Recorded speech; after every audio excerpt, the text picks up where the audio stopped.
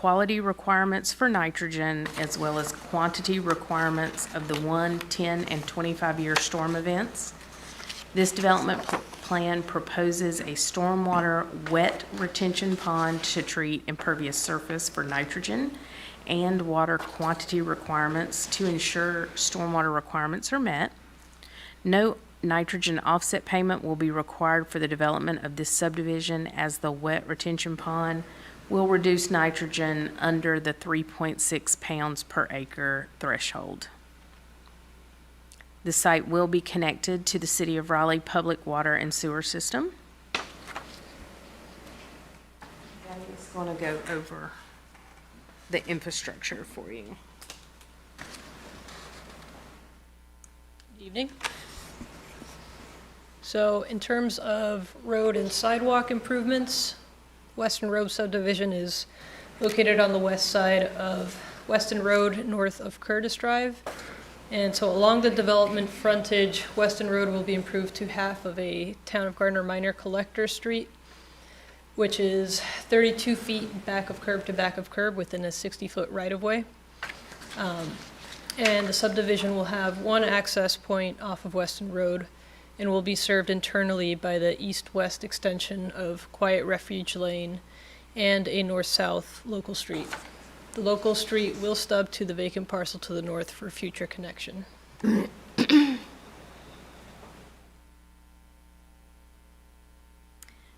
There you see the subdivision plan before you. The one thing that did change is there was some open space called out around the bulb of the cul-de-sac with some amenities that were called out.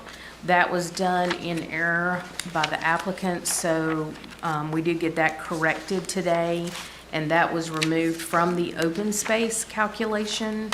They had enough without counting that as open space, so it reverted to common area because it's not meeting the requirements of the open space regulations.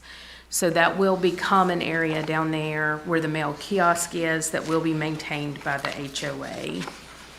Otherwise, their open space as well as their tree save is scattered around the northwest kind of sides where their buffers are and where the riparian buffer is as well.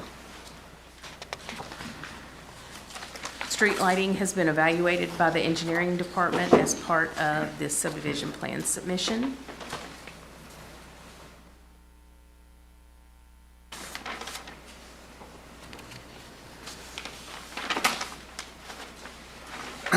This is a summary of the public hearing.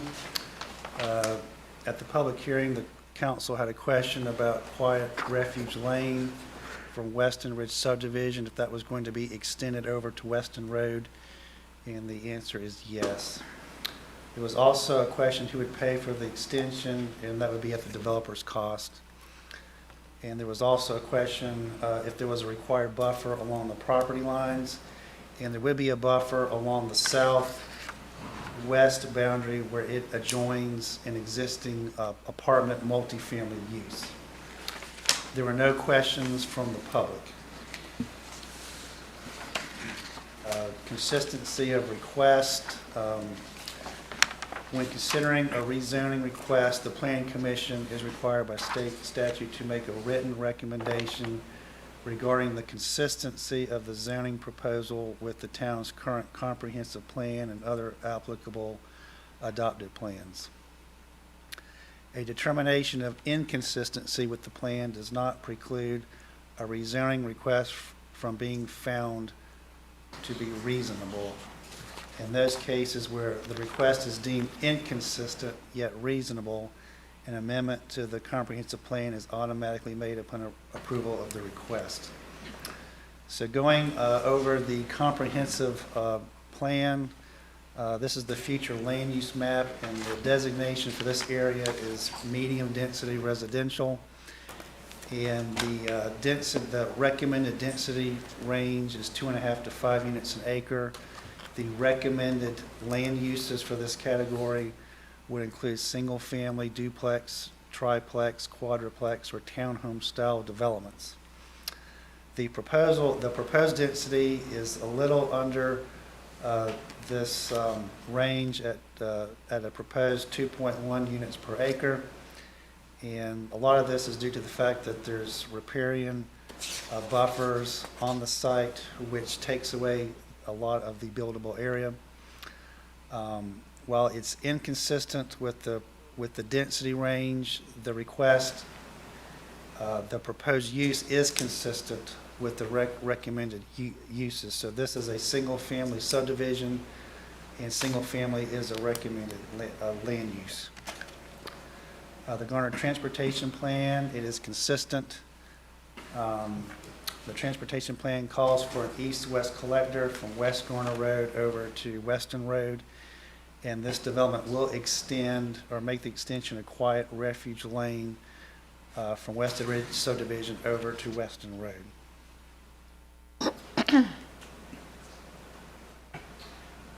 The proposal is consistent with the Parks, Recreation, Greenways, and Cultural Resources Master Plan. While the master plan designates this area as a park search area, the Parks, Recreation, and Cultural Resources Department has recommended accepting a fee in lieu of parkland dedication for this project. This is the consistency statement. This request to rezone approximately 11.68 acres from single-family residential 40 and single-family residential 9 conditional use district to single-family R9 conditional is inconsistent with the future land use maps recommended density range of 2.5 to 5 units per acre for medium density residential, as the request only achieves a density of 2.1 units per acre. While the request is inconsistent with the future land use map, staff believes a reasonable case can be made for supporting the overall request. Reasons the commission may wish to discuss as part of their deliberations are the following. Approximately 4.2 acres of the project site is already zoned R9 conditional use, approximately 36% of the overall area. The requested rezoning to single-family R9 conditional use is not out of character with the existing zoning pattern in the area. Avery Park subdivision and Johnson Place, as well as approximately 15 acres north of the site, are currently zoned R9. The R9 zone is currently the highest density zoning district available for traditional single-family subdivisions. I will just add that the R9 zone allows approximately 4 units an acre as a gross density. However, the net densities are sometimes less when you have to add in open space, area for road rights of ways and things like that. This request is consistent with both the town's transportation plans and the Parks, Recreation, Greenways, and Cultural Resources Master Plan. The lower density proposed of 2.1 units per acre may be partially attributed to the amount of open space provided as a result of the riparian buffers on the site. Reasonableness, and this applies to the town council. In addition to approving a statement regarding plan consistency upon the advice of the Planning Commission, the town council must also approve a statement of reasonableness when making their decision.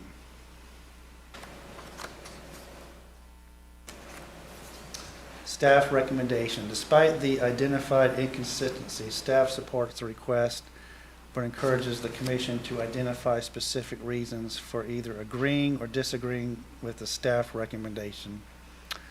Consensus reasons supporting the commission's approval motion will be documented in the final staff report to the town council as they consider this request at the next meeting.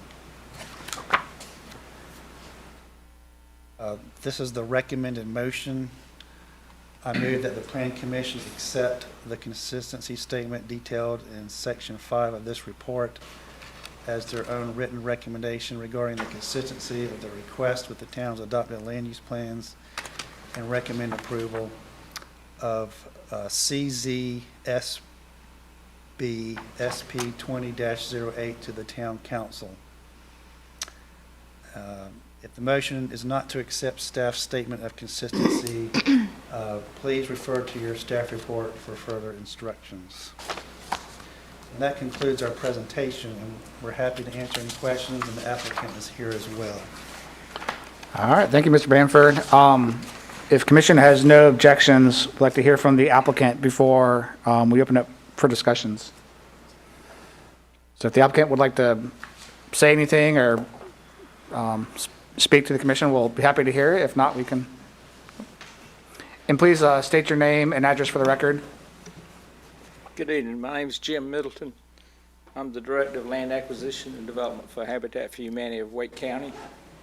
I'll make this brief because we don't really have a whole lot other than what's been presented. We've tried to work with the staff at making this a very nice project for affordable housing. As you know, we're all short of affordable housing. This gives us the opportunity to provide some in the Garner area on a piece of land that has really been rural for years and years and years. The other advantage is there will be improvements along Western Road and a connection over to Old Garner Road once the business parks develop. So there's a lot of good things going in favor of this project.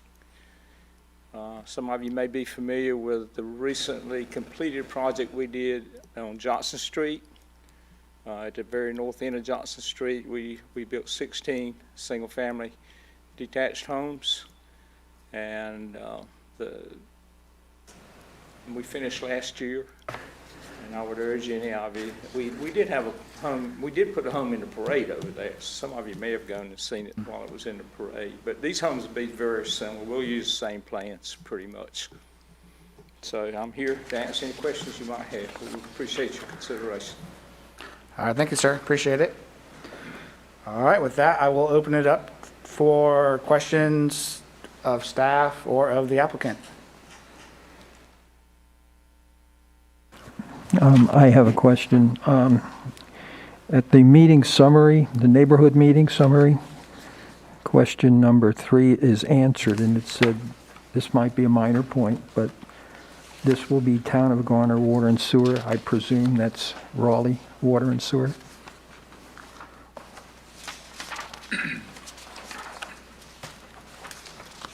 Yes, it'll be provided by the city of Raleigh. That's all I have.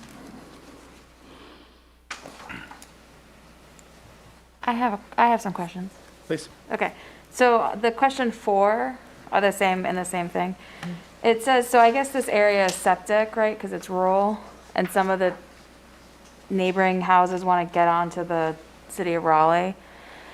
And it says that the residents will have to work it out, but will the infrastructure that's put in be able to take on like additional capacity should those residents choose to? Is that something that will? I don't have the answer to that question. Okay. As far as the capacity. When the utilities are extended to the project site, then adjoining owners can connect Okay, at their expense, Right. which means they'll have to pay the tap fees. right, And if they're not directly next to it, but within maybe a couple hundred feet, they'll actually have to pay to extend the line to their site. okay, So it will provide sewer at least in the vicinity of the properties shown here on the east side of Weston Road. okay.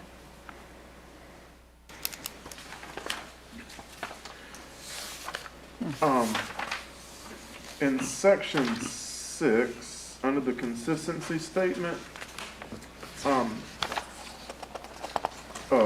where it states the rezoning of single-family R40 and R9 to single-family R9 to C218, should that be C239? That is correct. Okay. Should we correct that in our notes?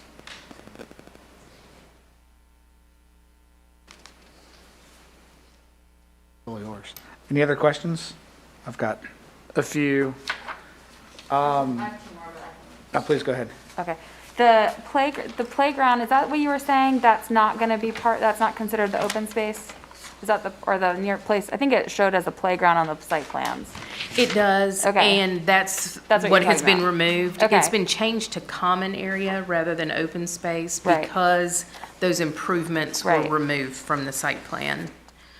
So the open space percentage went down from what you saw in your staff report and the hard copy that you got. Right. It went from 13 point something percent open space to the 11 point. Right, it just removed 700. that space right there. And That's that's not gonna be maintained by Garner. That's gonna be maintained by the HOA, I think, That's right? correct. Okay.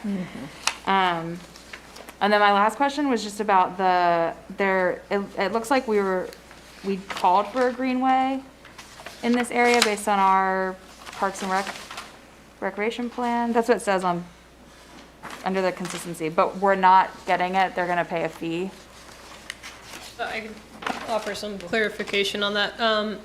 So the Parks and Recreation Master Plan, it has open park search areas where the town essentially is targeting acquiring more open space that could be used towards park. Right, But, and we check in with the Parks and Rec Department. In the instances that the development does fall within those search areas, we check with them whether it makes sense to either acquire property Okay. for that or fee in lieu. And so I think in this instance, it just made more sense to obtain the fee in lieu. obtain the fee. But we're getting the easement though, it said. Is that right? That's what it says in here. Yeah, that's Okay, correct. we're just not building the actual greenway right now. Yeah. Okay, all right, that was it. Thank you. I'm Thanks. good. So with the going back to the open space question, so I just want to make sure I'm clear that it wasn't just changed because of terminology, but the playground and other amenities were completely removed from the plan? Is that correct? That's correct. Okay. It would be nice to see if those maybe make a return at some point, but obviously not as a condition, but just as a courtesy. I did have a question about the density. Do we have any indication of what the surrounding density is? Is it in that MDR or how does this, I know we're kind of close, 2.1 versus 2.5 is what the comp plan recommends, but.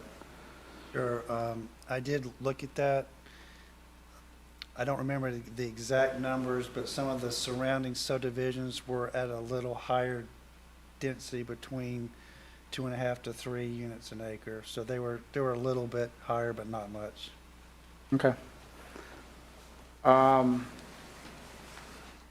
When I was looking through the plans on the demolition sheet, it shows the tree protection fence pretty much following the infrastructure of the roads and such, which obviously doesn't work for the building of homes. Is the intention that you're going to try to keep trees where you can, or is it pretty much the only trees that are being kept are in the tree preservation areas? That can be.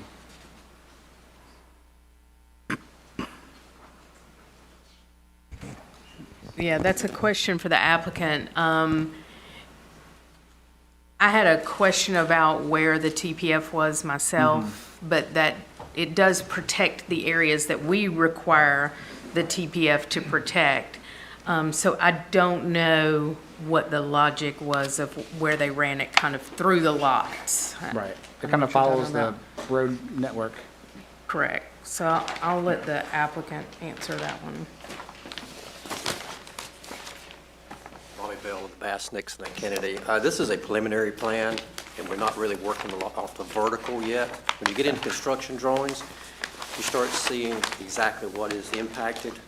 So at the preliminary stage is, until you create your planning profiles for your streets and see how far the grades reach out. Again, when you get into CDs, you'll know more about that, or you'll be able to determine those tree protection areas a little bit better. Okay. It's just, unfortunately, it's requested at this point in time, and it can vary when you get into actual construction. Sure, no, I understand. I was just trying to understand if there was an intent maybe to try to save some trees where you could. Yeah, that were maybe we would were like to, yes, beyond. yes. While you're still here, I think maybe if you can answer my next question. So I think this probably goes back to similar, that this is still preliminary, but the area where you're showing as replacement trees is currently all wooded. Your grading plan doesn't show it going out that far, I'm assuming because it's not, you're not that far along yet, but is the anticipation that that area along that kind of southwest corner, you'll end up grading into and having to clear those trees, or? It could be, this is a habitat project, and they operate off of contributions. And as you know, costs are extremely high right now. I don't know if you've ordered any materials, appliances, whatever. But anyway, they work with companies like ourselves to volunteer to help build these houses. So they'll build these slab, a type of slab, and not a crawl space type house, because it saves money. So when you pad, you're going to start grading more of the lot. So that may be the case here. I don't have the plan in front of me. And this is the area that's just south of Quiet Refuge Lane. It's noted as tree replacement or tree canopy replacement area. Yeah, right Stacy, there. do you have that? It's right here, Robbie, Yeah. it's what Oh, he's that's- talking about. That area? Oh, gosh. If you look at the Thompson Business Park, they've come in with CDs on that road crossing. It's a stream right there. To create a road that's designed for the town of Garner, your verticals, we're having to grade over there Okay. on that side to build the road. Gotcha. Okay, I mean, yeah, I I was. tried, if we could put retaining walls in, but, retaining walls are very expensive. But Yeah. we were working off of Thompson's construction drawings that bring that road, Refuge Lane, in Okay. to us.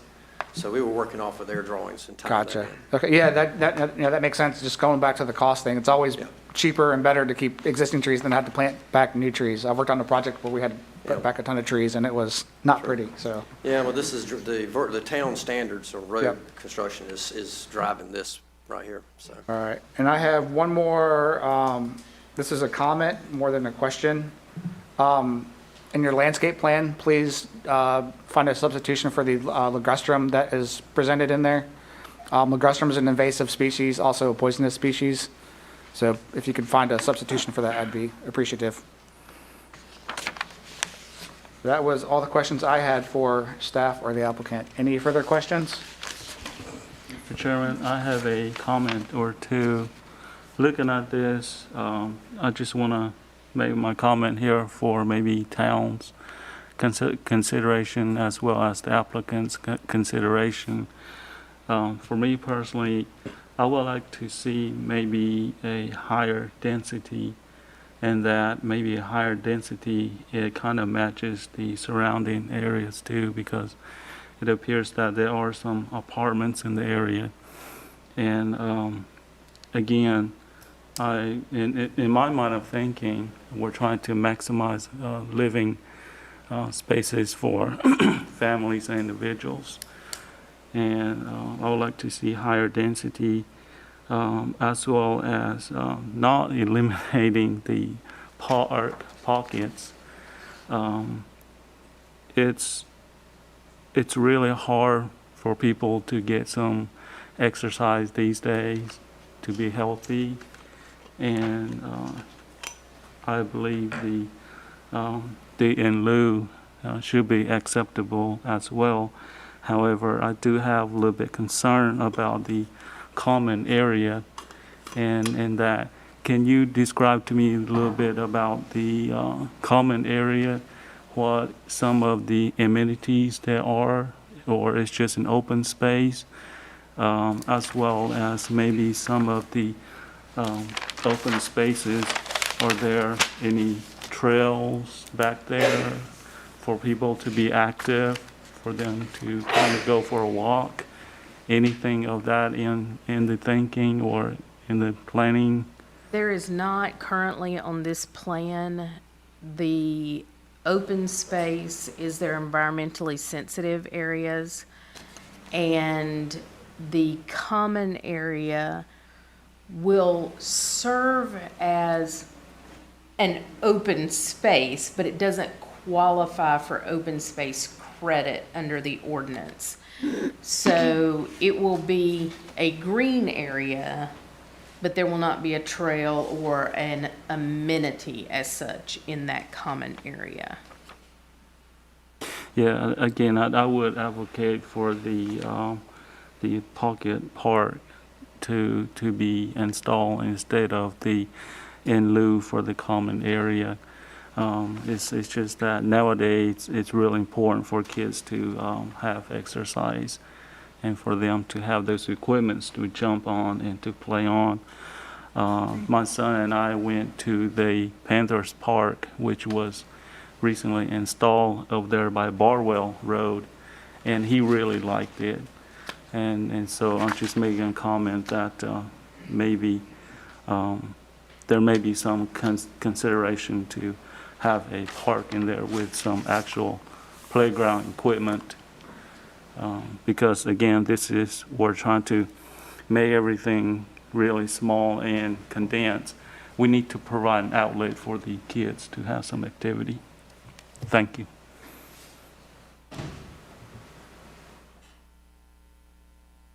Please.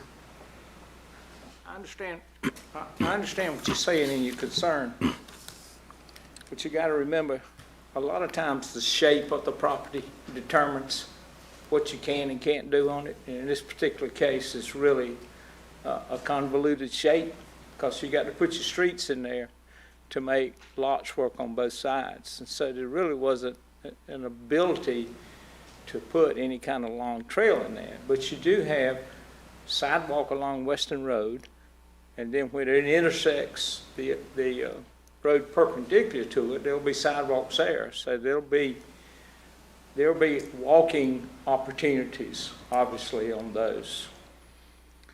Regarding the park, we are paying recreation fees.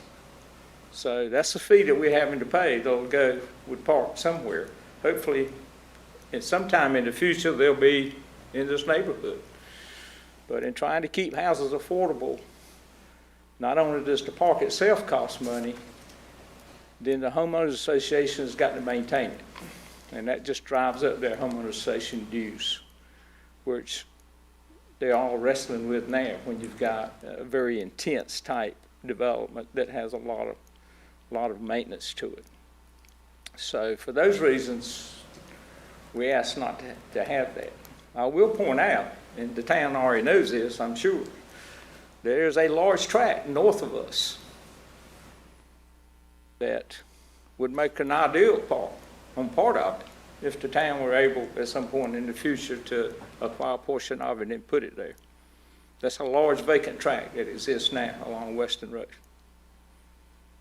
So I can appreciate what you're saying, but I just don't think the size of this subdivision would allow us to, it'll run the cost on a individual homeowner up pretty well to do it. And it's not just the initial cost, it's also the maintenance and upkeep that the HOA has to consider. All right, thank you. Any further questions or comments for staff or the applicant? All right, with that, if there's anyone in attendance who would like to speak in favor of the project, please step up to the podium.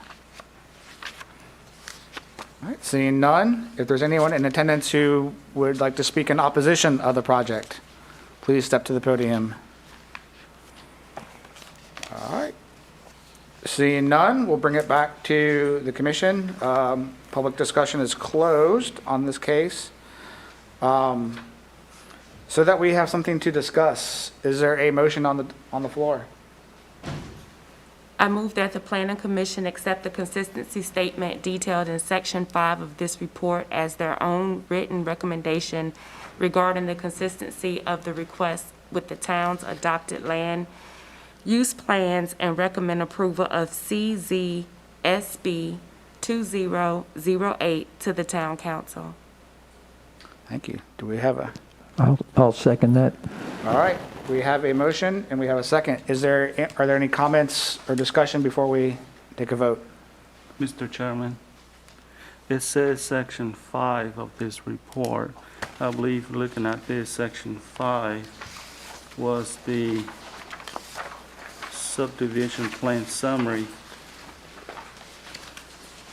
and 6 is consistency of request. Shouldn't it be 5 to 6? Should be, Yes, it should be section 6. Okay. okay. And then also just to kind of follow on the heels of that, of the housekeeping, is just confirm that this is, the proposed zoning is R9 C239. That is correct. Okay, and that'll get adjusted. I do appreciate the sidewalks on all sides of the streets. That's something I harp on quite often, so I appreciate to see that. I had similar concerns to Mr. Miles about the density. Nothing really great concerns, but I don't think you could change that without going to a smaller lot, which then obviously would be somewhat inconsistent with the rest of the neighborhood. 6,000 square foot lots might get you there.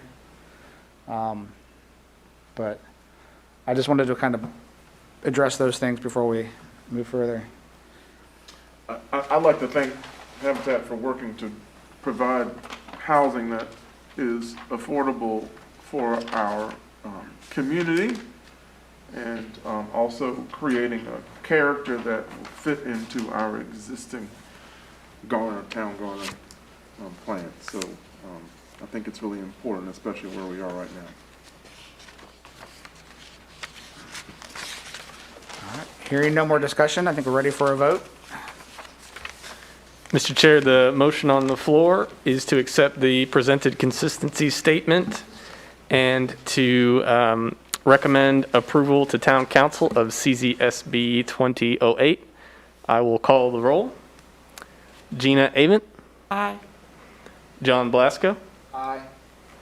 Claire Fullerton. Aye. Philip Jefferson. Aye. Meng Mao. Aye. Sherry Phillips. Aye. Michael Boylan. Aye. That's unanimous. All right, thank you very much. Appreciate everyone's time on that one. Moving on to our next case, we have CZ SP 2015, Conditional Zoning Map Amendment, 900 Rand Road LLC.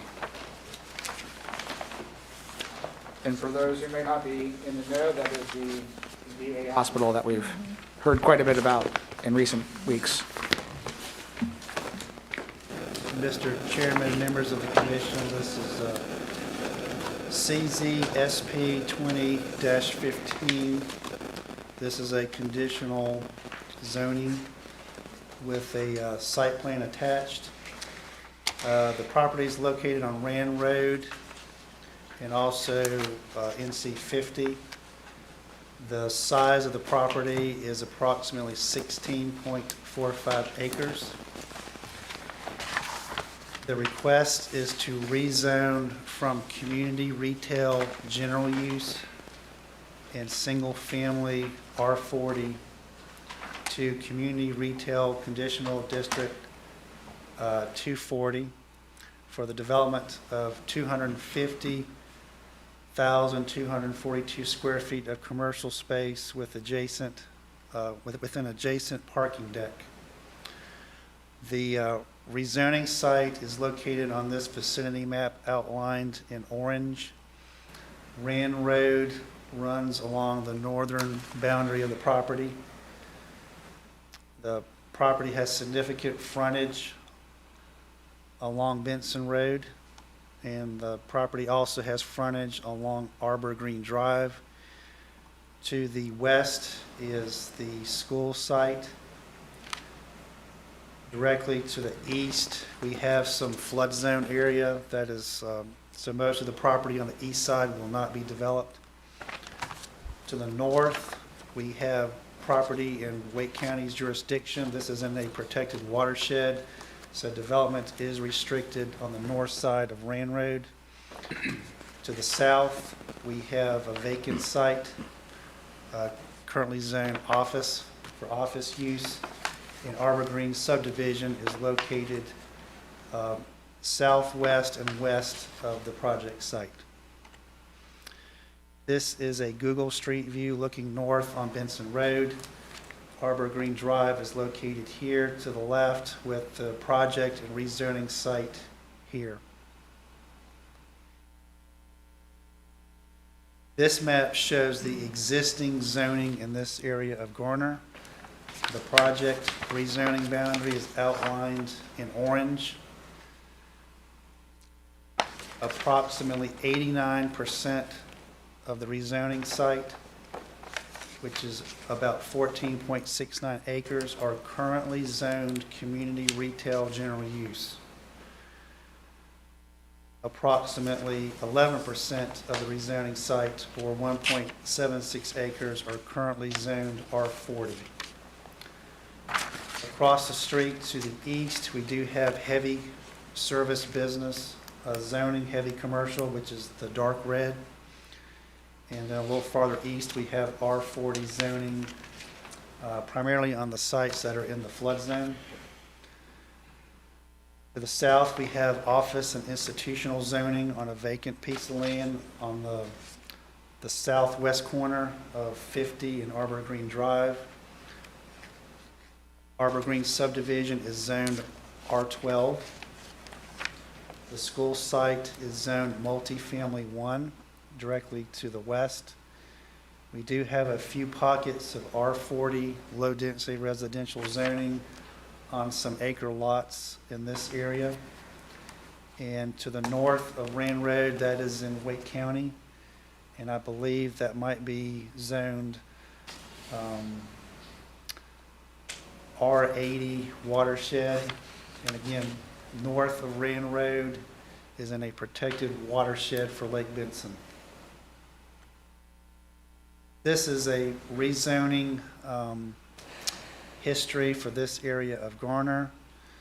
The oldest case we have on file for the Dempsey Benton Water Treatment Plant that was rezoned in 1987 from R40 to Service Business Conditional District 8. And south of Rand Road was brought into Garner's zoning jurisdiction in 1988 when the town of Garner did a ETJ expansion, and that did involve rezoning all of that area south of Rand Road from Wake County to a town of Garner zoning district. The most recent case we have on file for this area of Garner is from 2015 with the rezoning of Creekside subdivision from R12 Conditional District 167 to R12 Conditional Use District 175. Just a little history of the area. Again, this area came into Garner's jurisdiction in 1988, and at that time, this site was rezoned to community business. And in 2003, that district was renamed to community retail. So the community business zone is the old community retail zoning district. The school site was zoned multifamily 1. We have some multifamily zone here. So this was the zoning pattern in this area of Garner in 1988. Just a quick history of the comprehensive plans over the years. On the left is the 1989 Centennial Long Range Plan, and the project or rezoning site, as well as an additional site to the south, was designated as a neighborhood activity center. The next comprehensive plan the town did was in 2006, and we went from a parcel-based mapping to circles or nodes, and the project site is located here. And on the 2006 plan, this area was designated as a neighborhood activity center, number 19. So on the previous comprehensive plans, this site in this area was designated as an activity center.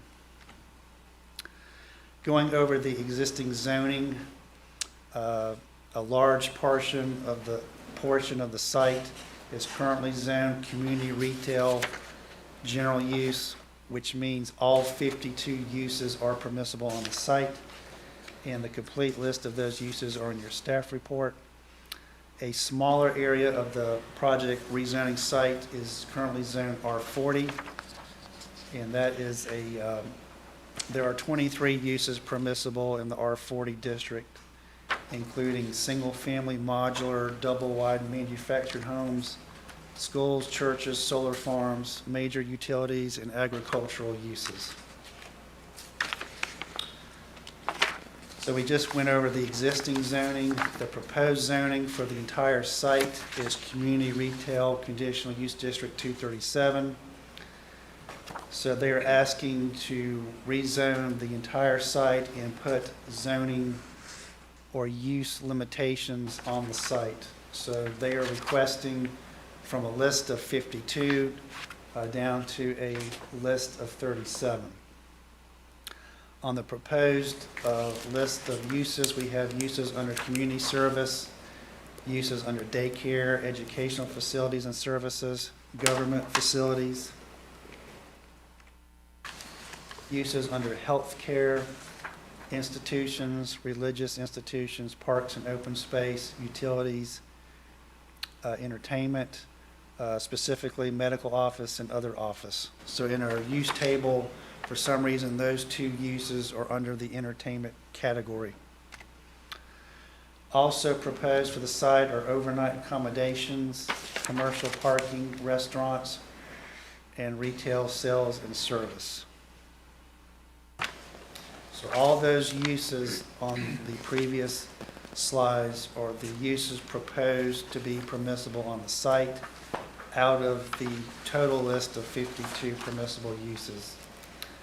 The last condition is development of this site shall be completed in conformance with the approved preliminary site plan. So the preliminary site plan is also a condition of this request in addition to the list of uses. The neighborhood meeting, there were two neighborhood meetings. One was remote and was held on May the 24th with 19 in attendance. There was an in-person meeting held on May the 25th at Centennial Park at one of the picnics with approximately 9 in attendance. Staff identified 17 properties within the town's 300-foot notification buffer. However, the applicant went ahead and notified 244 property owners and went above and beyond the town's buffer area to include all of Arbor Green, Brittmore, and Wood Oak Place subdivisions in the neighborhood meeting notices. I will stop there and let Gabby pick up on the road improvements.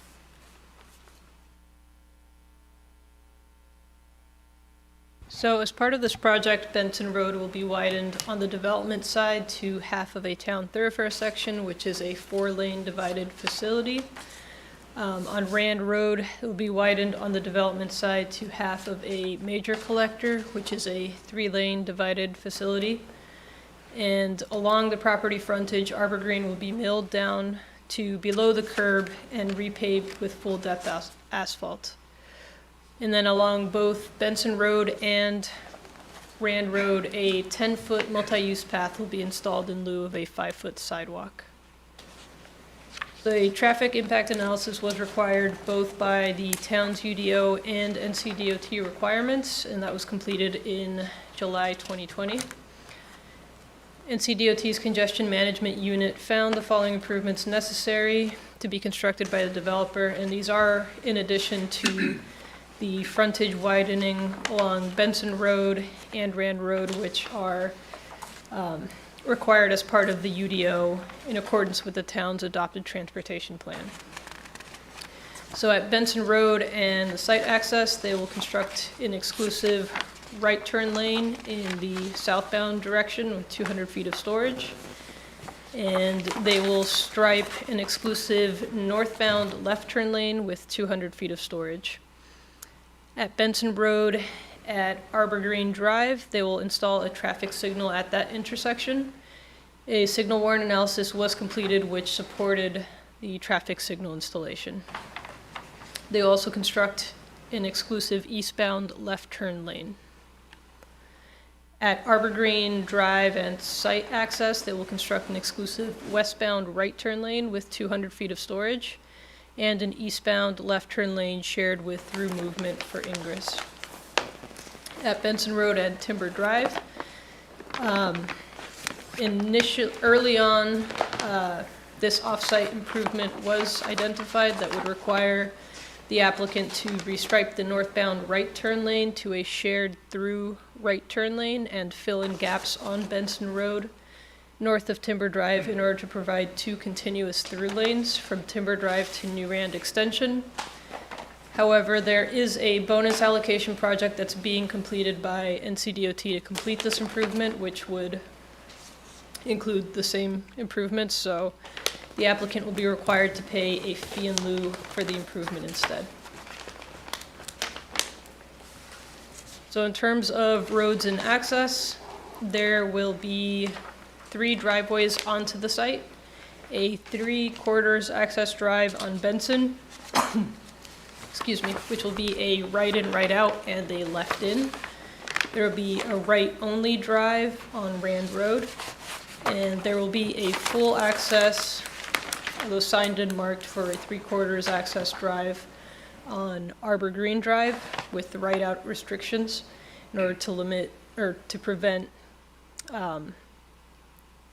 anybody exiting right out of the VA clinic.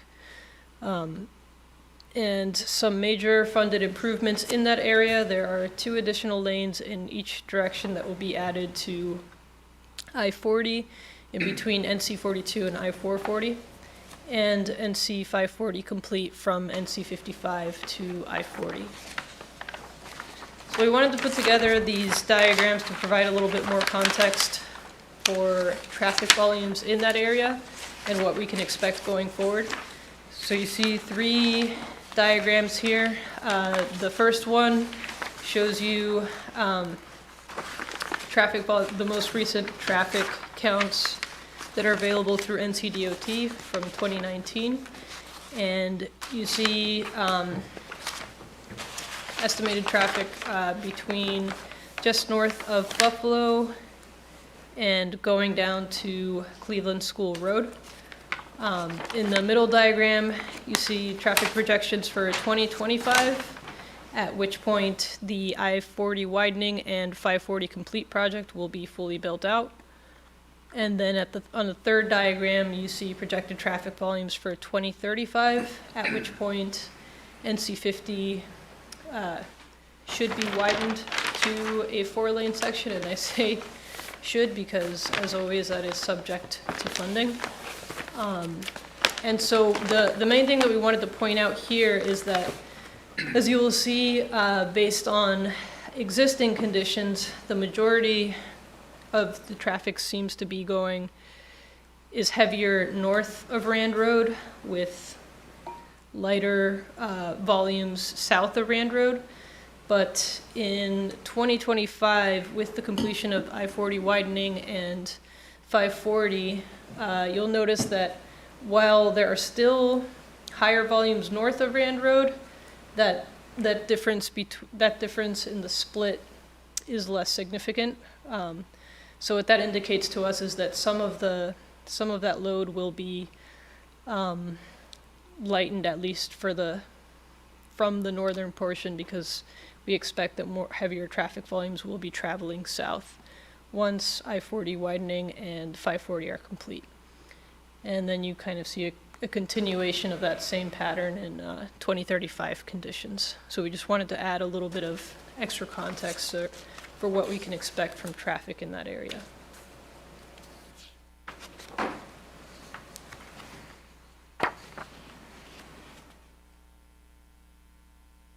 Again, this site is 16.3 acres. Minimum lot size would be 6,000 square feet. This has been through 4 rounds of full review by our technical review committee members. For landscape and tree cover, they're required 11.5%, which is based on the amount that they are preserving, and they have provided 11.9%. That's 4.7% existing plus their replacement plantings. The perimeter buffers, which are based on the likely use of the property, there would be a 15-foot perimeter buffer along the property line with the school, a 15-foot perimeter buffer along the property line with the convenience store, And we will also evaluate these again at the time of compliance for the special use permit for occupancy of the building. The street buffers are presumed to be 15 feet along Benson Road, Rand Road, and Arbor Green Drive based on the likely commercial use. The street trees are provided approximately every 40 feet as required, again along Benson, Rand, and Arbor Green, as you see there. This is not located in a property acquisition area for parks and recreation, and no, excuse me, no open space was required as this is a commercial development. The inspections department, together with the fire department, has reviewed and preliminarily approved this plan. The site does not contain any FEMA designated floodplain or other environmental features, as you see there. This site is subject to stormwater quality requirements for nitrogen, as well as quantity requirements for the 1, 10, and 25-year storm events. The plan proposes 3 underground structures for both detention and nitrogen, and those will satisfy all of the quality and quantity requirements for the site for nitrogen and detention. A nitrogen offset payment will also be required as part of this development. The site will be served with City of Raleigh public water and sewer through existing infrastructure. You see the site plan there with Benson Road at the bottom of your screen, with the right in, right out driveway along Benson, the right in only along Rand Road, and the full access driveway on Arbor Green with right out restrictions. The parking deck there, as well as a 2-story building. The parking for the specific use will be reevaluated at the time of the special use permit. However, it does currently meet minimums for the most likely intense uses of the property. Lighting does meet the proposed, meets the requirements of the lighting ordinance, as well as staff recommendations for LED fixtures, which have 0 uplight, low glare, and a warm white light exhibiting a color temperature of no more than 4,000 Kelvin. And here we have some building design and materials and kind of some line of sight drawings for you. We have pointed out Rand Road Elementary in this drawing because due to the topography of the site, the clinic will sit down kind of at a lower topo than the school. The school sits higher up. This would be a 250,242 square foot commercial building that's on 2 floors with an adjoining parking deck that has 5 levels, 4 that's under a roof and 1 that's on the roof.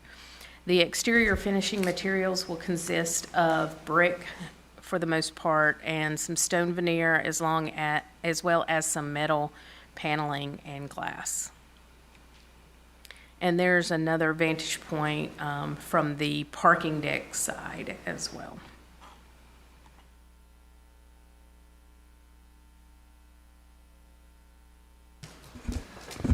The public hearing for this case was held on June the 22nd.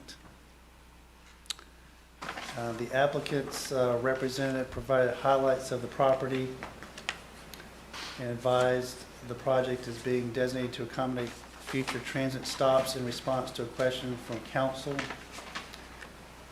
They also noted the facility will have no beds, will operate Monday through Friday from 8 a.m. to 4:30 p.m., will be staffed with federal law enforcement officers, and services will include primary care, mental health, cardiology, pulmonary, audio speech therapy, imaging, and on-site pharmacy.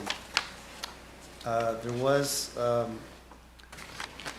comments from the public with concerns expressed that the Arbor Green neighborhood will become a thoroughfare for traffic, which will affect children using the crosswalk zone to go to school. The speaker asked the council to look at the crosswalk zone to see what could be done to keep the area safe for children. Staff responded they would work with the applicant to sign and mark the Arbor Green Road exit as stringently as possible to discourage and prohibit right-hand turns. The public hearing date, I believe, was a different date than what's shown here. Is that correct?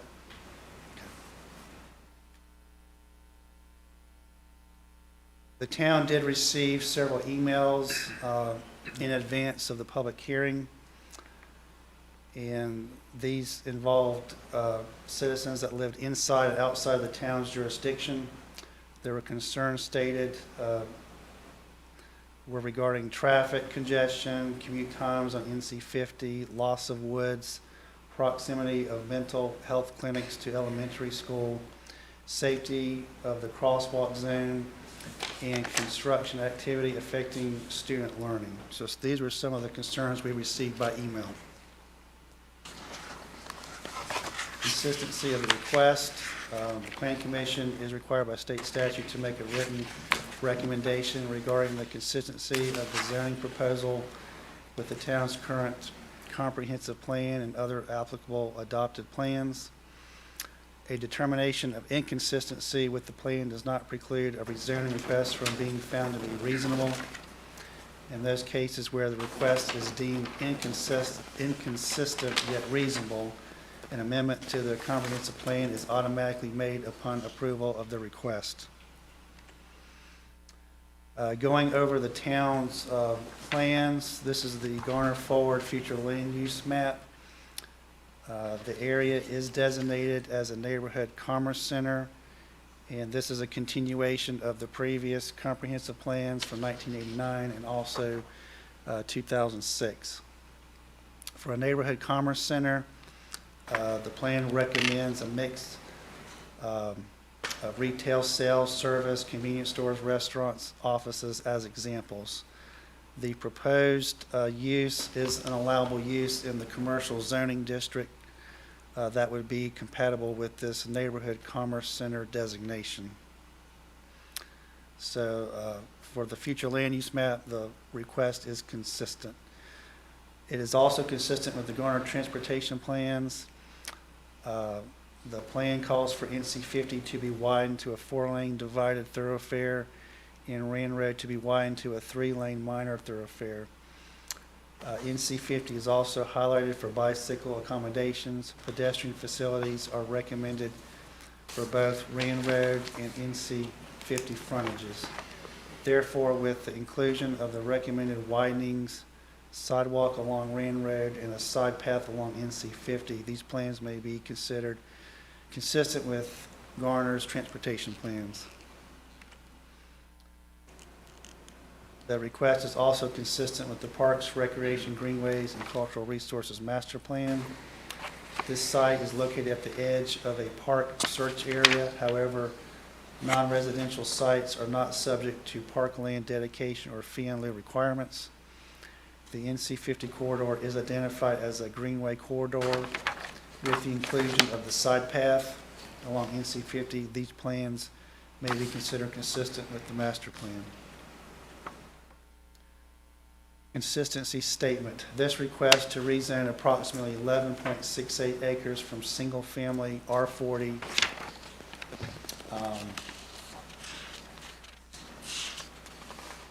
and community retail, incorporating the widening of both NC 50, Benson Road, and Rand Road, includes sidewalks along Rand Road, and includes a side path along NC 50.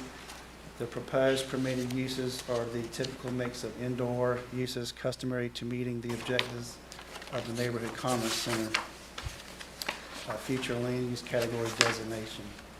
Although certain uses and sizes over 100,000 square feet require the extra step of securing a special use permit to ensure compatibility. Therefore, this request may be found consistent with the adopted land use plans.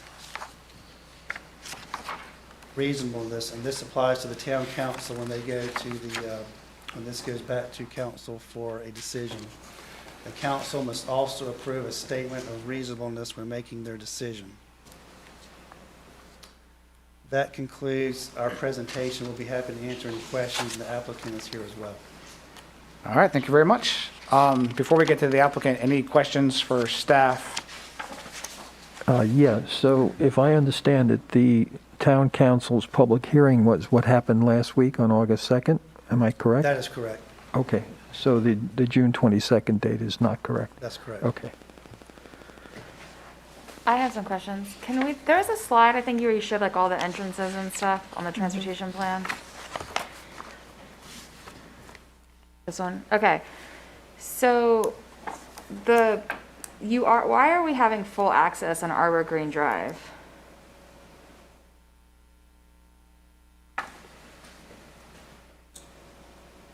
Sorry, were you asking for clarification on the? So that you're providing, it says full access, but all the comments from the public, we're talking about how they really want to make sure no one's basically turning right onto Arbor Green Drive, correct? And so it's said here several times that it's going to be a left-only exit onto Arbor Green Drive, but you're providing full access. Or whoever, someone is providing full access, right? So it says full access on here, but it's, what the text said, where it's 3/4 access is more accurate. We're working with the applicant to figure out what the most appropriate signage would be to indicate that there are no right outs. It's only going to be signage, though. You're not putting in any physical barriers. You're not forcing them to turn left in any capacity. Except you're saying don't turn right or you'll potentially get a ticket. I believe that there isn't anything that we could physically have them install to do that, to prevent that. Do we have to have that access? I mean, why can't the one on Rand Road be full access and have this one just closed? So that was initially what the applicant was planning on, but the problem there is that there are already, the volumes along Rand Road are already very, very high in comparison to Arbor Green. And so when they were performing the TIA, they were just noticing that the queuing, basically for all of the site traffic exiting here, it would queue back past that site access, so it would be problematic. And then that's when NCDOT recommended that they instead have both Arbor Green Drive and the site access along Benson Road be 3/4 access, essentially. Okay. Because Rand Road already has heavy traffic volumes. And then the light that's being installed, the queuing patterns for that, was it done, do you know if it was done with consideration of the, like, school pickup? Like, was it done with those volumes? Yeah, so the analysis that they performed accounted for the school volumes. So both peak hours for when school traffic would be letting out or coming in. Okay. I have a question kind of in conjunction with Claire's comment.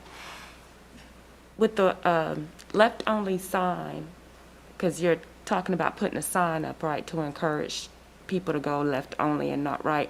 Is it possible to add like a physical concrete island or something, you know, that's physical there to encourage the left turn only as opposed to just a sign? So I'm not sure that we would actually be, I mean, I might have the applicant speak more to that. I'm not sure that if we covered that with DOT, but I believe there isn't anything that we could physically install there to outright prevent traffic from going right. Part of what we want to clarify is that that would be a dead end, essentially, because any traffic exiting the site, it wouldn't make sense for them to want to go further into Arbor Green Drive. They would all be trying to get onto Benson Road. So if I understand that correctly, the right-out restriction on Arbor Green is by signage, correct? And striping. Mm-hmm.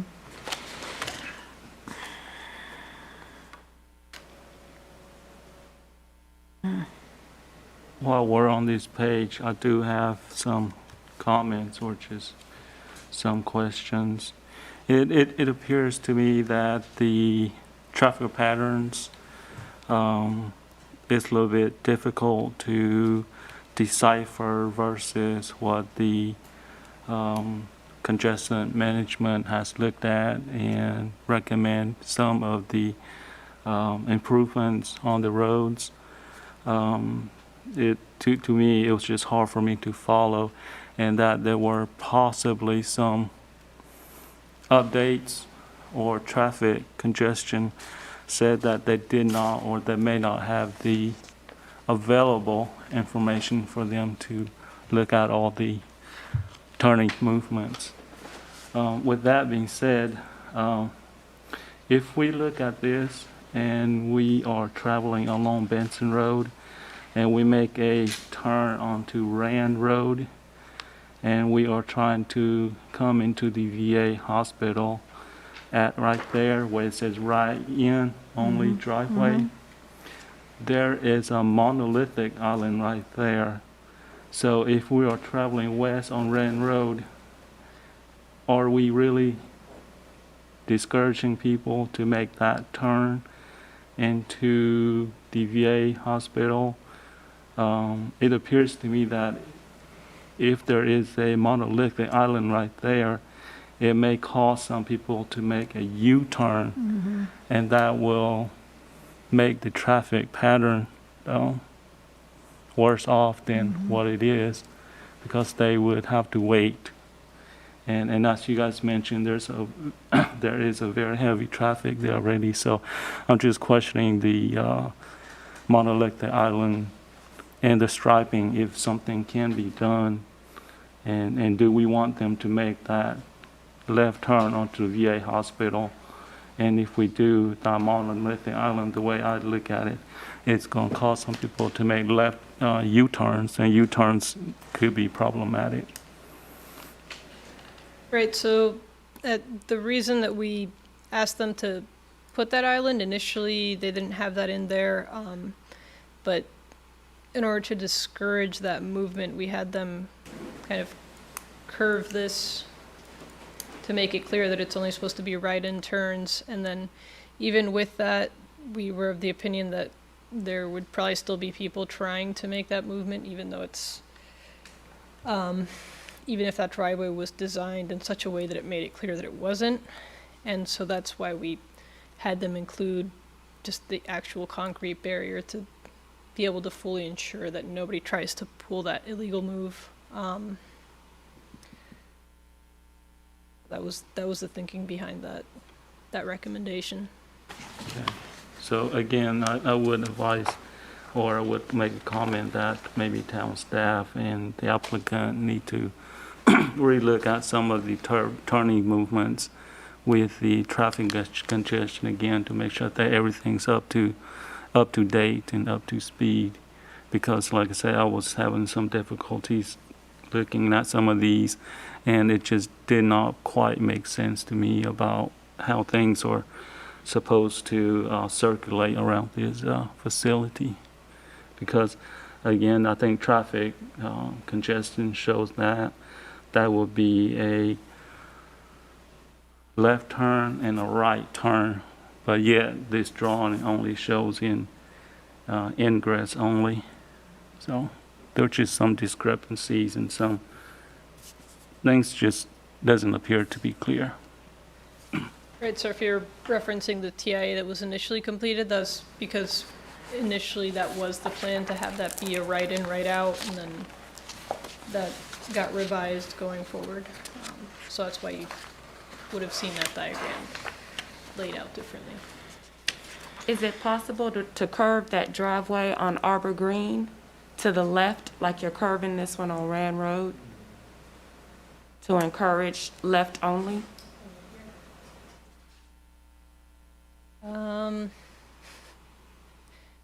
Well, you may be able to make the turning right more difficult, basically. I mean, you can, sorry.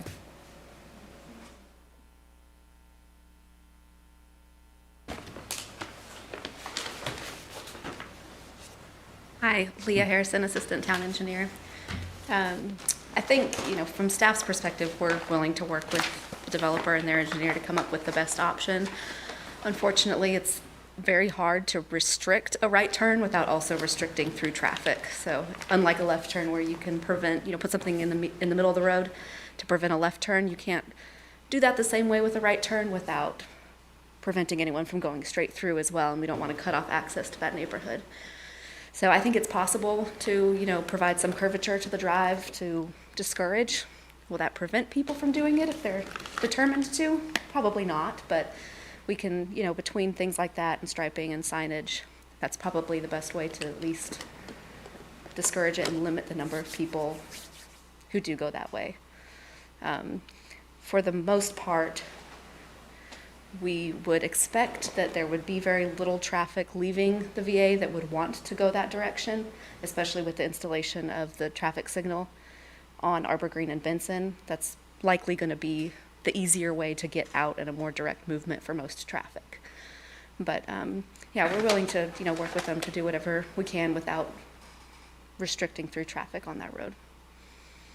I think this may be a good point to let the applicant speak. There's obviously some things to address that we've already covered, and if he could speak kind of somewhat to, I'm sure you'll have done studies on where your, for lack of a better term, customers are coming from and going to, and if you could speak to maybe what that's anticipated so we can get a better understanding of how traffic might move, not only through this site, but maybe through other areas.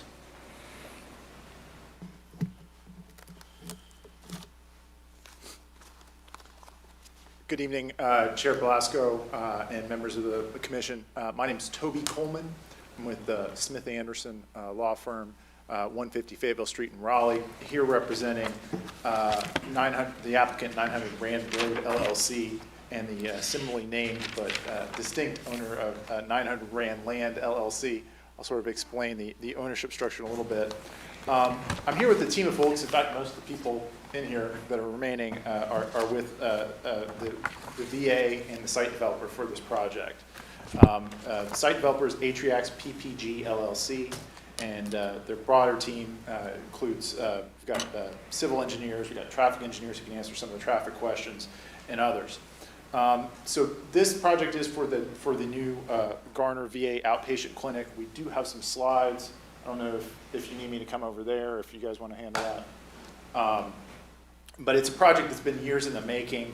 Fred Roche with the VA is here and can answer questions, but this has been something the VA has been planning to centralize and expand its outpatient care facilities here in Wake County. It's one of their larger market areas. A lot of folks have to go to Durham now, to the Durham VA. And so they've been looking to do this for years and ultimately focused on South Raleigh and Garner as their search area. So up on the screen there you have in November 2020, after searching and doing a competitive process, the VA announced Garner as a location for the new VA clinic. This was hailed by the town and rightfully, I think, hailed as good news for the town. It's as has been outlined, a 245,000 square foot outpatient clinic, 250,000 square feet. It's going to care for about 25,000 veterans annually. It is an outpatient clinic, so no overnight beds, no emergency room. 400 employees, and it amounts to a $100 million investment in the town. If you go to the next slide, the interesting thing about this property is that the VA had about a 52 square mile area of interest, and it was a very choosy shopper when it put out the solicitation. It wouldn't consider properties within a mile of ABC stores, gun stores, or gun ranges. It wouldn't consider properties within 2 miles of industrial areas, and any property it selected had to be within 8 miles of a hospital. And as it turns out, this was the only property in that huge area of consideration that met all those qualifications. And so going to a question that we heard earlier, the VA did do a series of analyses, environmental analysis, and a traffic impact, initial traffic impact analysis. And that's, I think, maybe creating some of the confusion, so we'll provide a little bit of a narrative going forward on that. But they did that on this site and another site before even selecting it. And the VA is very involved in the development and design of the site, because it is a build-to-suit situation. It'll be built and then leased to the VA. If you go to the next slide. So, as David noted, this is primarily rezoning that's in front of you, or entirely rezoning that's in front of you.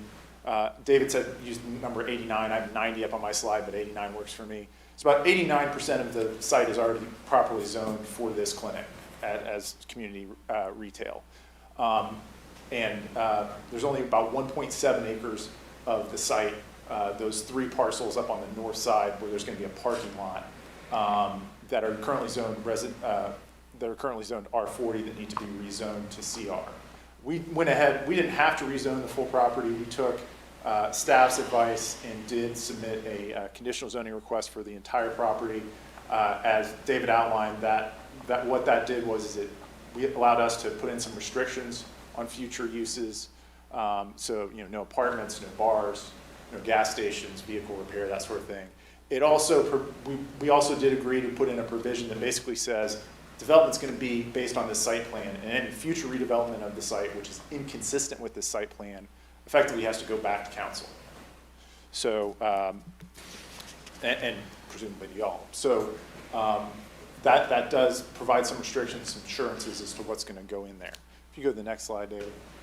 You guys already saw the elevation. It is going to be a 2-story facility with a parking garage, and as Stacy mentioned, the topography is such that it sits below Rand Road Elementary, so it won't be looming over the school or the neighborhood. If you go to the next slide, David. So I'm going to use this as a basis to start to answer some of y'all's questions, and then I'm going to hand it over. I'm going to hand it over to Travis Fluitt, who is our traffic engineer, so that he can discuss some of the specific questions that came up. But I did want to note and sort of use this site. This is a very summary site plan. I see some of y'all with the much more in-depth site plans. I just want to use this to highlight a couple of things. As you can see, this project will make a series of road improvements. Gabby did detail those. It does include expansion of NC 50 from two lanes to adding a southbound lane on the entire frontage of NC 50, along with a dedicated right-hand turn lane, striping a new left-hand turn lane into the Benson Road entrance. On Arbor Green Drive, there will be a new traffic signal installed. Currently, what our traffic studies did find was that there's an extensive wait because it's an unsignalized intersection on a highway. So there's a really extensive wait. It was getting close to a pretty bad level of service. This new traffic signal, based on the studies that were done, which were recently updated and do include the school traffic, will increase and improve the wait times.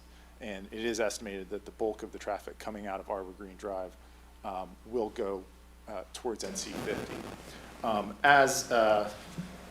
As Gabby outlined, the initial thought was that a lot of the traffic that there would be a full entrance and exit going both ways along Rand Road. The only problem is that Rand Road is already a very congested street, and the Rand Road NC 50 intersection is already very congested with levels of service at E and F. And even with improvements, and even with just looking forward, what the traffic study found was that there wasn't much that could be done to make it work much better. And so ultimately what the Department of Transportation and the town, as was outlined, recommended was that the Rand Road entrance be restricted. The town did ask for that island on the north side, along with what I would call a pork chop, sort of right-in only, just to make sure that people wouldn't try to drive up it. It's a one-way exit. And again, there's a couple of concerns there. One was the traffic, so the traffic queues. The other is that Rand Road Elementary, which is right adjacent to the property, the school bus entrance is off of Rand Road. So the left-hand turn lane that goes in front of this property is the school bus's left turn lane. And so the concern also was that there would be potential conflicts with traffic turning left out of that exit with the school buses. And so in order to reduce that, that's a right-in only. We have spent a lot of time, as I believe Commissioner Fullerton noted, we did hear from neighbors who were mainly concerned. They didn't really have a ton of concerns about the design of the buildings, size of the buildings. What we heard about was traffic, and they wanted to make sure that this was consistent with the school uses. And in terms of consistency with the school uses, David gave a good summary. This is, as I said, an outpatient clinic. It's going to operate on normal business hours, 8 to 6, approximately Monday through Friday. Doesn't have an emergency room, doesn't have overnight beds, and even there were some questions about construction. It's not expected there will be a pier or tile driving sort of use, so there's not an expectation that the construction is going to disturb learning at Rand Road Elementary. In terms of neighbors' concerns about traffic going through Arbor Green, the big concern, there was obviously the concern about people cutting through the subdivision, but the big concern related to school drop-off and pickup. For those of you who aren't familiar with it, we heard a lot about it at the public hearing, and what we heard is that Rand Road Elementary has parents drive up to Rand Road, go around, come back in from the north, and basically drop their kids off. They come back down into the subdivision off screen, and then come back going east along Arbor Green to drop their kids off. And they line up in the mornings and afternoons to do that. So they back up not towards NC50 because that would create a traffic issue, but rather into the subdivision. And there is a crosswalk there right in front of the school that was of some concern to some of the neighbors, including Beth Shearer, who spoke. She really wanted what was proposed at the council hearing after discussions with staff was just a no through traffic sign, and Ms. Shearer was not very happy with that. We were more than happy to have a no right-hand turn sign and stripe it for just a left-hand turn. That was actually something we had proposed, and there was some concern about that. But after the council hearing, as David outlined, city staff or town staff was really ready to try to come up with whatever ways we could feasibly restrict traffic into Arbor Green. And so that's where you get the no right-hand turn sign and the striping. I do have Travis Fluitt here, and he can talk a little bit about design. I've also been talking with Angie Morgan, who's with the engineering team for this group. They have looked at, could you curve it to restrict a right-hand turn? Apparently it doesn't, as I understand it, and I'm a land use lawyer, I'm not an engineer, so I'll be the first to admit that, but my understanding is that it is difficult to restrict right-hand turns, as you might expect, and that there are, the site triangle issue. Basically, you can't turn somebody too far left without making it really difficult for them to see who's coming on the right. You need to leave that ability for them to be able to see to their right so they know what's coming. With that, subject to any questions that y'all may have, I'd like to hand it over to Travis Fluitt. He can give a little bit more detail on the traffic study. I know that was a question about sort of how did these traffic studies come together. I think Travis can provide a little bit more detail on that, as well as a little bit more informed knowledge about the Arbor Green exit, which we have been really trying to work with neighbors on and try to address those concerns as best we can. Mr. Coleman, I did have one question that maybe you could help elaborate on, because I think it'll help further that discussion. Where do you, or does the team, the owner, anticipate traffic coming from, going to? Obviously, there's 4 potential directions that they could go.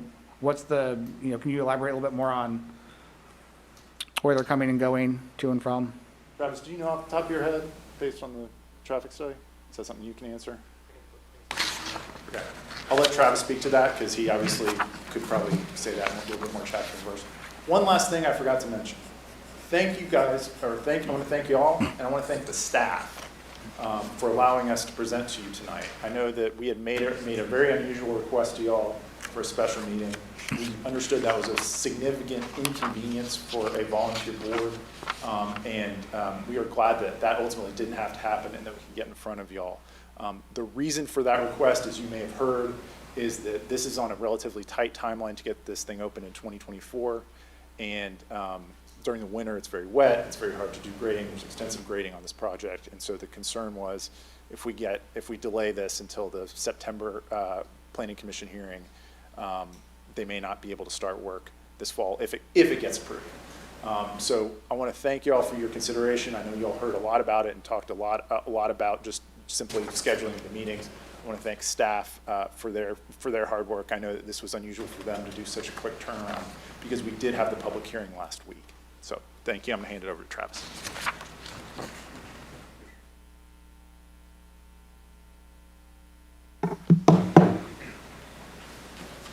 Good evening, Travis Fluitt with Kimley Horn Associates, 421 Fayetteville Street in Raleigh.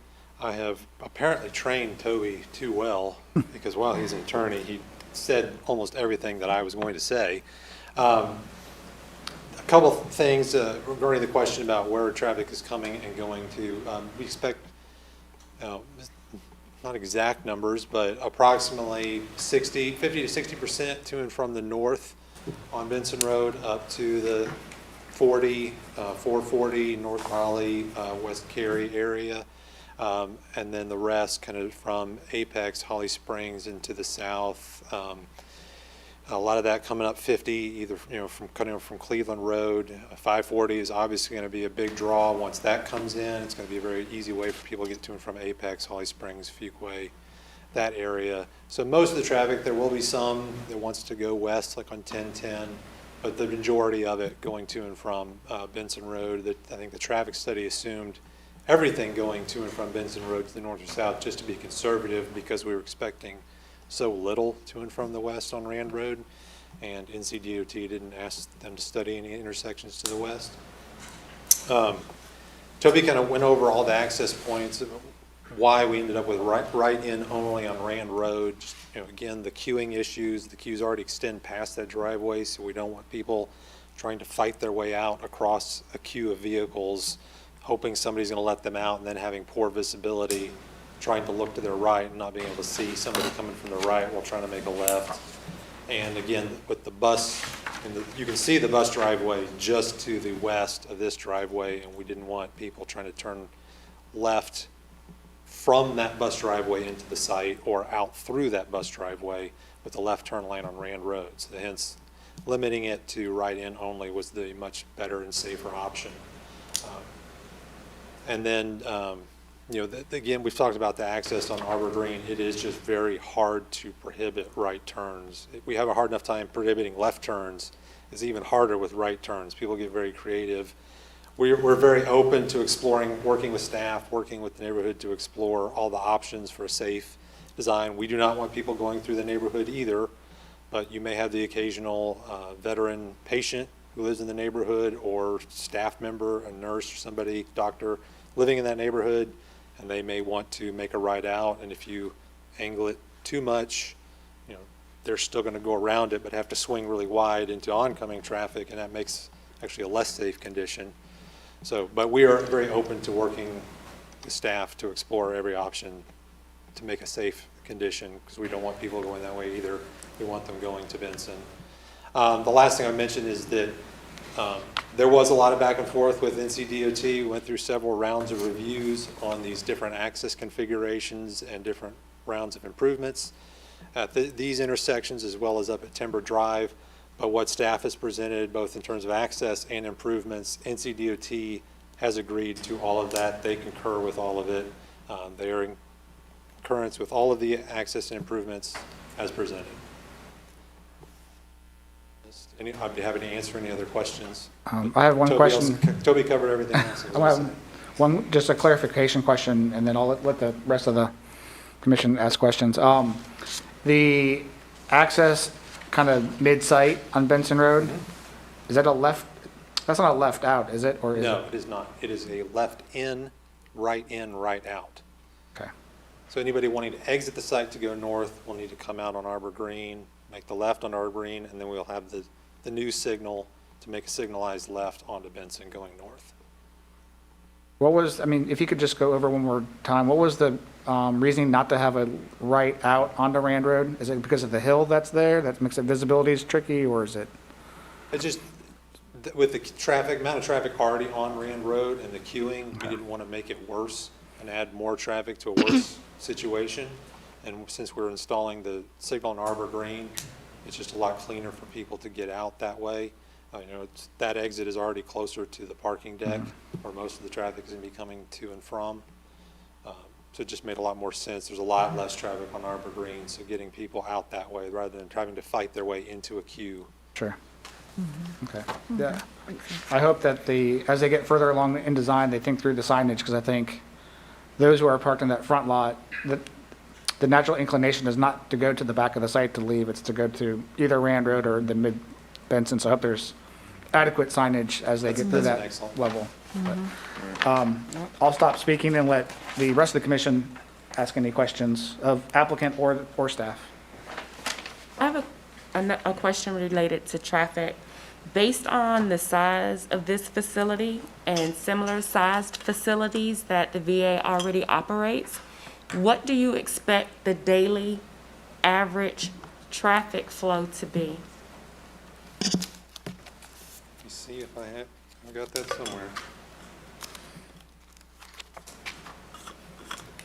They're expecting the daily traffic volume, this is combined entering and exiting, to be about 3,700 vehicles.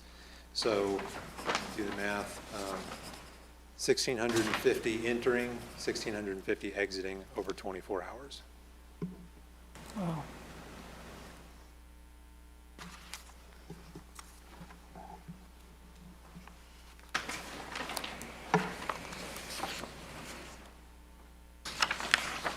And then I had another question. I'm not sure if this is more for you or for your colleague.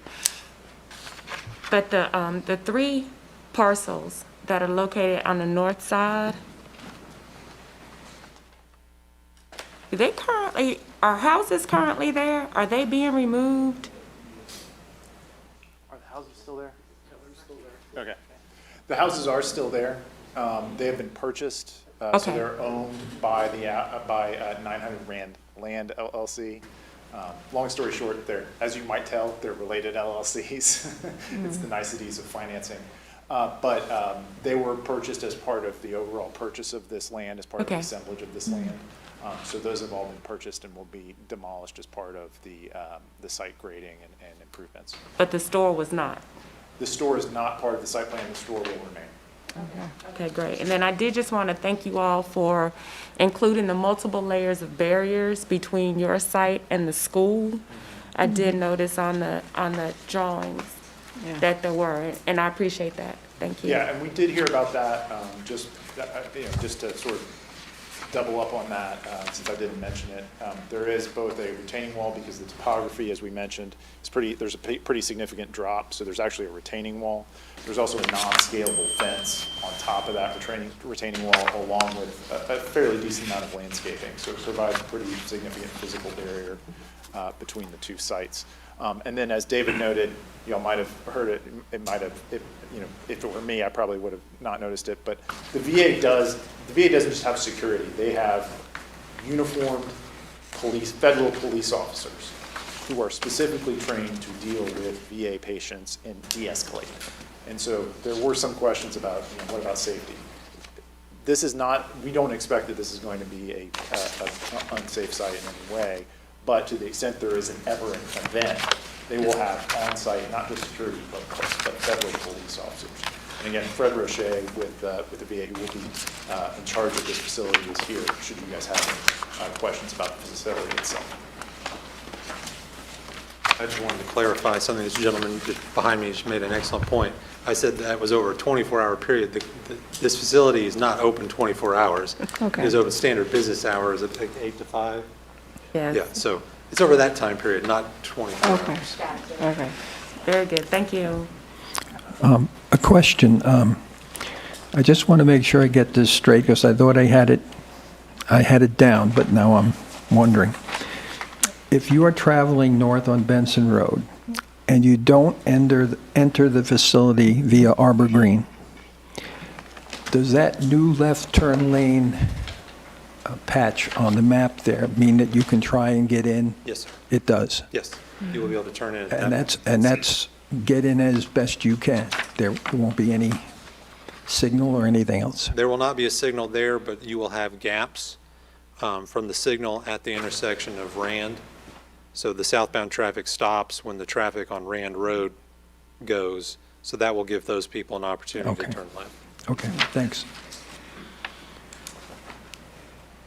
The entrance on Benson Road, I'm assuming that is going to continue to be a 2-lane entrance into the site until the first parking lot? Is that correct?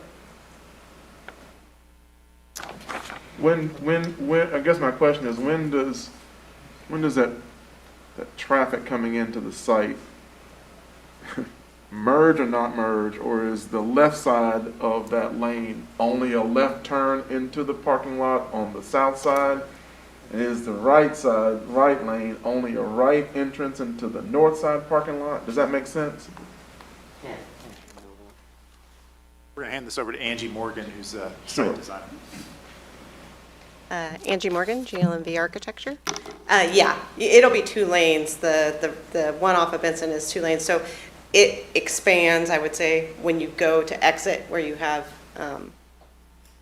the right lane right out. So it's 3 lanes at the driveway approach, but as you come onto site around that curve, you can kind of see it converge into the 2-lane traffic. Is that what you were asking? Right, okay, so we have basically 3 lanes coming in, and then we merge into 2. Yes. Around that wall, and then the traffic then has the opportunity to, the left lane, does the left lane only go into the south parking lot, and the right lane goes into the north parking lot, or is there an opportunity for them to merge and go either way? Yeah, so I think I get what you're saying. Once we're on site and we've gotten closer to the building, right? I just want to make sure I'm following you in the direction. So there is a separate entrance to what's called the women's clinic on the northern side of that building. So there will be through traffic so that you can get to the north parking lot. But then also the main drop off, as you can see from that site plan, is right there on the front of it. So you would have both traffic or only one-way traffic flowing in front of the main drop off. Okay, so someone in the right lane, that happens to get on the right lane, that needs to go to the drop-off point, is gonna have to somehow get over into the left lane to turn left into the drop-off lane, is that right? This is really challenging without I'm pointers. sorry. I'm sorry, very confusing. I believe it's a 2-way traffic at that mid-Benson crossing. Because I think you're referring to it as 1-way. No, maybe I'll go. It only gets, maybe I'll say it this way and then tell me if I don't answer that, but it only becomes 1-way at the drop-off area. You do have the opportunity, there's that bypass lane where you can continue on and you either get to the parking structure or go to that other parking lot, but just immediately in front of the drop-off, the covered canopy drop-off is where it's 1-way. Is that? Okay, I get that at the building, Uh-huh. but I'm just looking at the entrance driveway Okay. from Benson. From Benson. Where we're bringing 3 lanes into and then merging into 2, right? We Right. curve into the north side, so if someone's gonna turn left into the drop-off lane to go to the building, if someone's in that rightmost lane, and they need to turn left to go into the building driveway and the drop-off lane, let me go. Okay. Oh, I can't get that high. I don't have my pointer. So if I'm coming into the main entrance, I'm bringing 3 lanes and merging into 2 going north. I think. Right? We're on Benson? We're on Benson Road. Okay. This entrance. Okay. And once we go into the drive, we're 2 lanes. Yeah, the next up, right, yeah, there. We come in, we're 3 lanes merging into 2. Is that what you said? Yes, I I do, Now yes. we go north. Oh, hold on.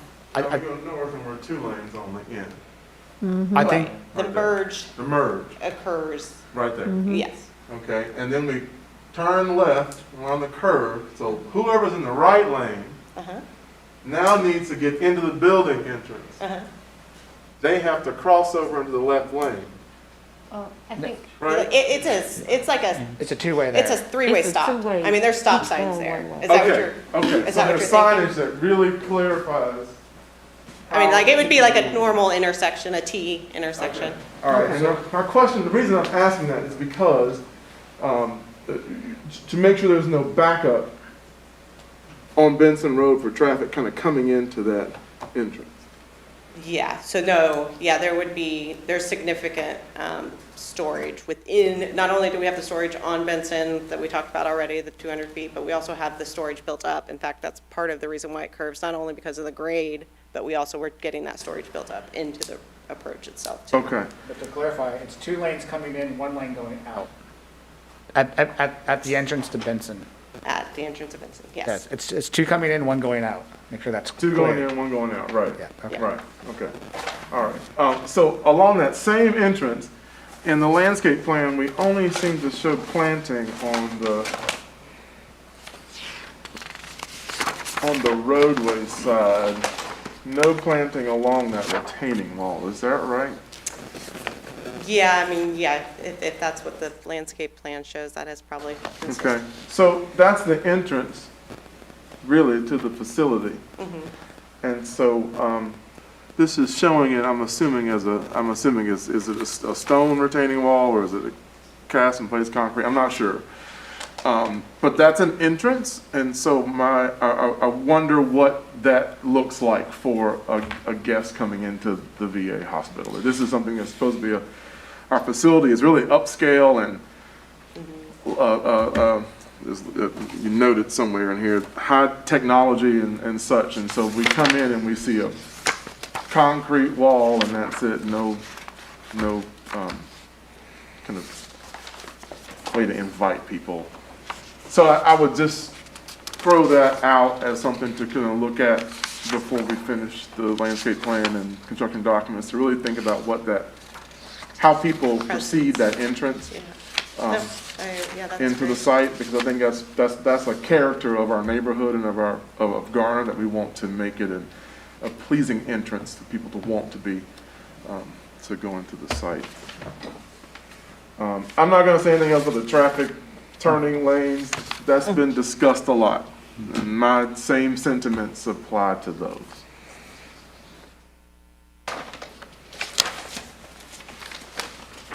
Any other questions for? I do have a couple of questions or two. For the VA hospital, what is the radius that this hospital is supposed to be serving, and for the general veterans? I believe there's a mention that the next hospital is in Durham, North Carolina. Is this hospital bigger than or equal the one in Durham?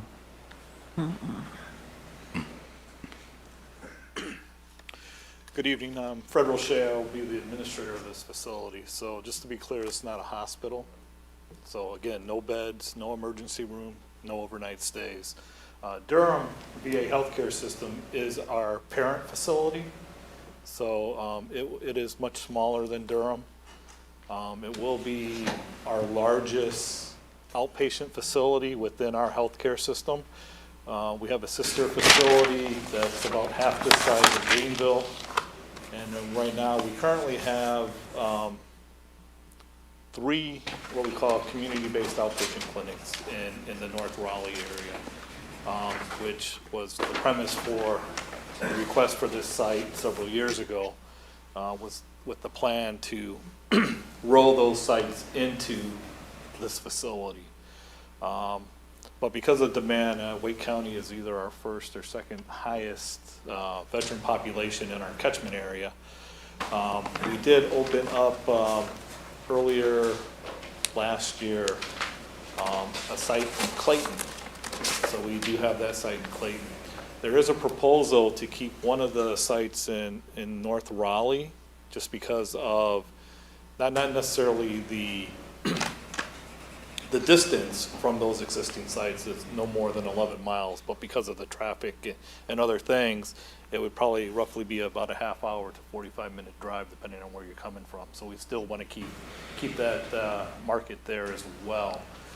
It might be for that location, if we do get approval for that, to maintain one of those existing C-Box, then kind of a referral center. It might be kind of, which is closer, going to the medical center or coming down to this facility. So at this point, the plan is to roll those 3 into there. And again, our parent facility is the Durham VA healthcare system, the medical center there off of Fulton Road.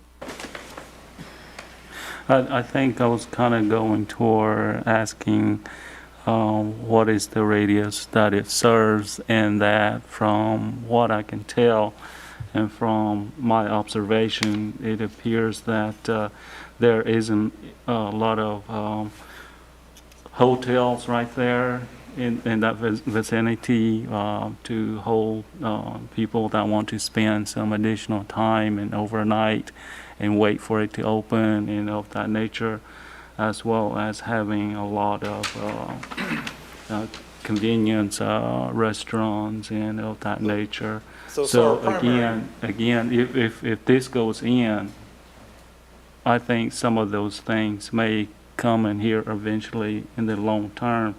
And also, furthermore, there is a mode of transportation of bicycles in the parking lot for bicycles. So my question again is, are we serving just the general population here, or are we attracting people that come afar, which will need to reside somewhere else in this general area until the next day when they can have access to this? Because the bicycle is kind of throws me off, and that I'm thinking, are we expecting VAs to bicycle into this facility, or is the bicycle only for internal usage and circulation? So those kind of throw me in the loop again. I'm not clear about those issues. So the primary draw, the primary service area is going to be Wake County. We're not, again, since we have no beds, we're not having anything where anybody has to stay over or have to be in early in the morning to prepare for some type of procedure. So the overnight stays are not foreseen at this time, just because of what we're going to be doing inside this facility. We're not doing anything that requires an overnight stay or somebody to be there for a pre-op or anything like that. And again, the primary draw is going to be Wake County, so it's going to be within the Raleigh, Garner area, those places there. So again, nothing requiring an overnight stay.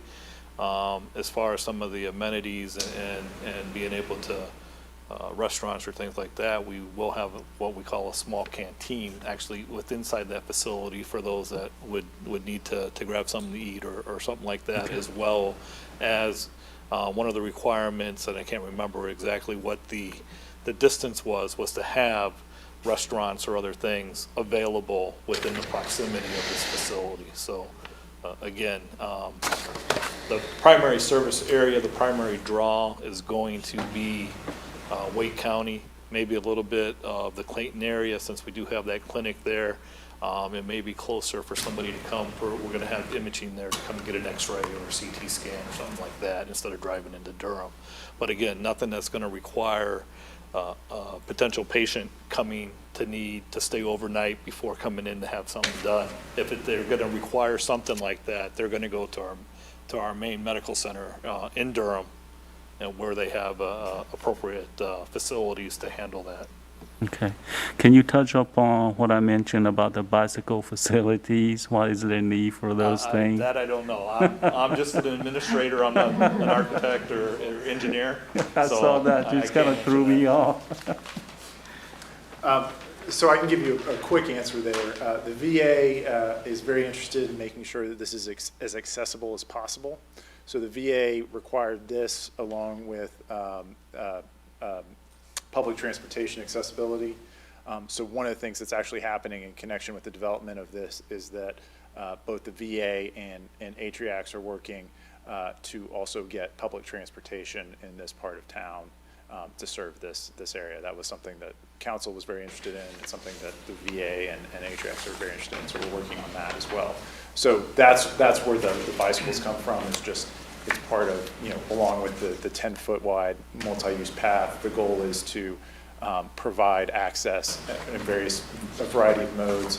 The VA is very interested in design and in first-class landscaping. It's actually in the contract. I sort of was noting some of that stuff. We do take your comments very seriously, Commissioner Jefferson, on the landscaping issues.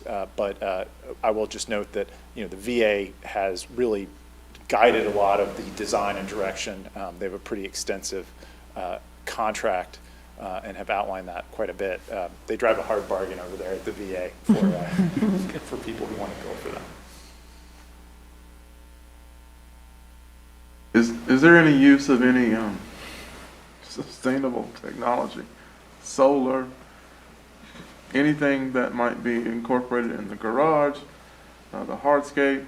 There's a lot of hardscape, but I know we're capturing it all on the site, but it's a lot of surface area in the parking garage that's covered, that's not covered on the top surface. Is there any? Yes, Fred Britton with GLV Architecture. This facility is going to be Green Globes certified.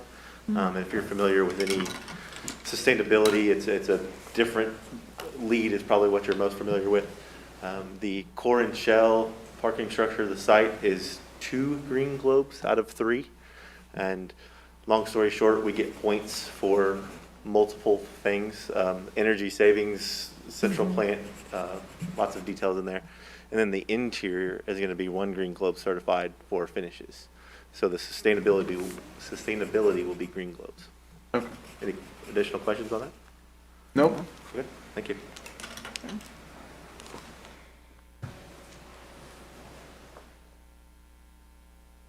Any further questions or comments for staff or the applicant? I just had one question / comment. I assume the architect and engineers are all licensed in the state of North Carolina, knowing that GL&V is not a North Carolina firm? Okay. Fantastic. All right, seeing no more questions. I do. Oh, go ahead. This is for staff, actually. Can you look at the consistency statement and make sure that what we have is actually what should be written? Because it's, in what we have, it lists that our, the request to rezone 11.68 acres from single family R40 and single family residential R9, C218 to single family R9, 218. Right, there are typos in that, so I will get you the correct, David, if you'd like, I wrote this down. I saw that and was actually thinking through that right as David was speaking. My understanding is that it would be from single-family residential R40 and community retail. community retail to community retail conditional use, Yeah. District 240. CRC 240. That's right. I just wanted to make sure that we got that noted. And I know this was a fast turnaround, so that is not a slight. Just want to make sure that we have it in our notes correct so that when we go to our meeting minutes, that is actually accurate what we are voting on. So thank you so much for that. All right. If there's anyone else in attendance who'd like to speak in favor of the project, please speak. All right. Seeing none, if there's anyone in attendance who'd like to speak in opposition, now's your chance. Any other general comments from the audience? All right. Seeing none, that closes the public comment section. So that we may have something to discuss, is there a motion on the floor? I will move that the Planning Commission accept the consistency statement detailed in Section 6 of this report as their own written recommendation regarding the consistency of the request with the town's adopted land use plans and recommend approval of CZSP 20-15 to the town council. Second. All right, we have a motion and a second for approval. Before we take a vote, any further discussion amongst the commission? Any comments?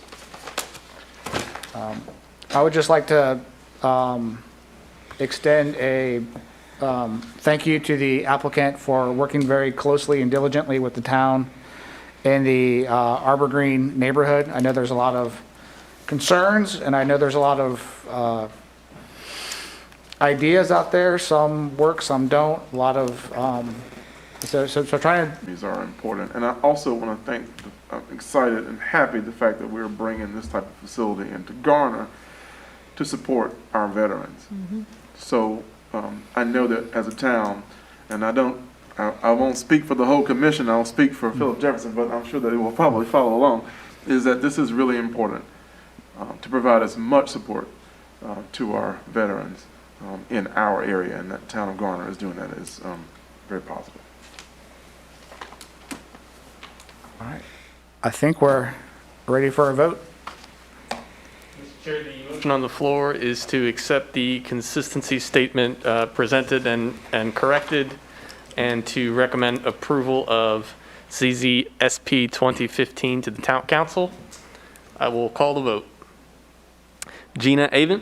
Aye. John Blasco? Aye. Claire Fullerton? Aye.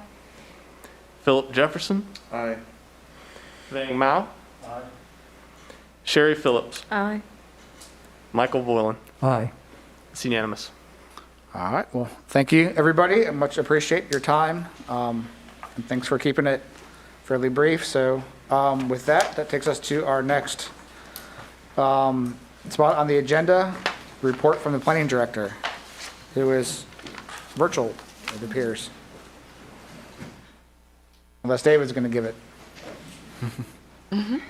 Hi, good evening, there he is. commission members. Thank you for indulging me from being at home this evening. Just very briefly, to update you like I normally do from past cases. On